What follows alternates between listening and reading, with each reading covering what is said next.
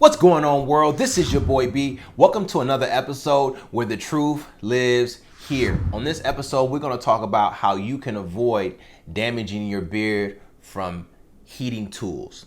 All right. Before we get too far in this particular topic, make sure you subscribe, hit that notification bell, give us some thumbs up, and we'll see you guys on the other side. Let's go.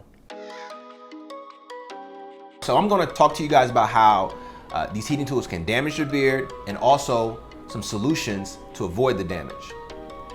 Well, one of the things I want to let you guys know is that your beard is made up of a protein called keratin, which is responsible for the structure, the strength, and the shape of your beard.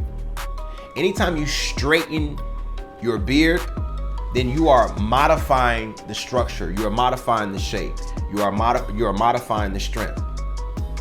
And according to the fundamentals of ethnic hair, using heating tools can disrupt the protein linkage. And what that means is that the protein that's linked, just imagine people arm to arm, right, for strength, so nothing can get in. Well, if something breaks that link, it weakens your beard. And like they said, we only as good as our weakest link. Number 2, you have a cuticle, which is the first line of defense from the environmental elements. Once that first line of defense is exposed, the entire beard is exposed to damage.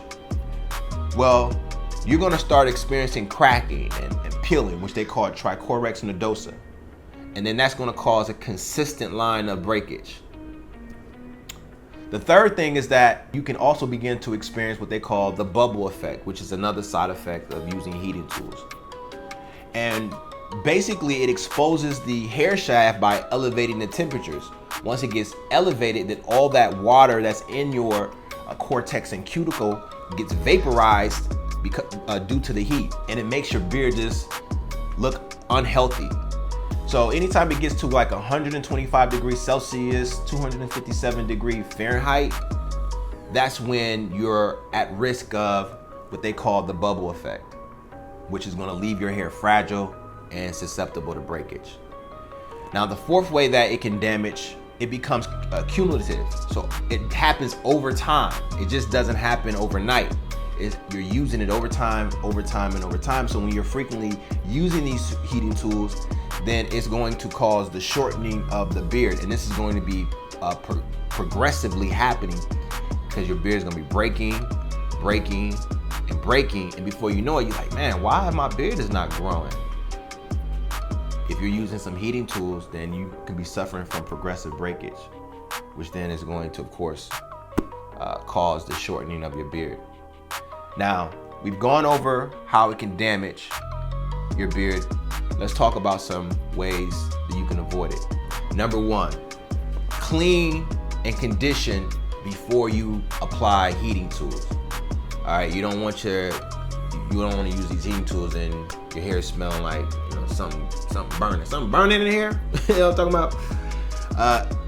The second thing you want to do is you want to hydrate more and more. You want to double up, maybe triple up on your hydration. The third thing, use less heat. Less is more.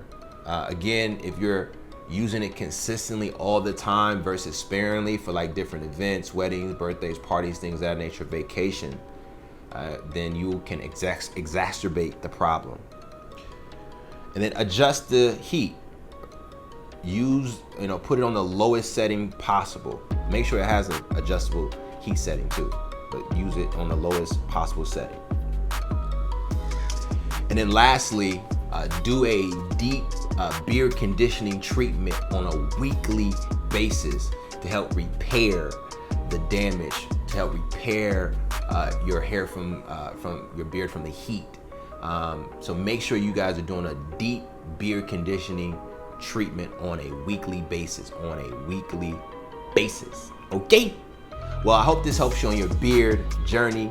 This is your boy B, the beard and hair science guy, and I'll see you on the next episode. As always, we out.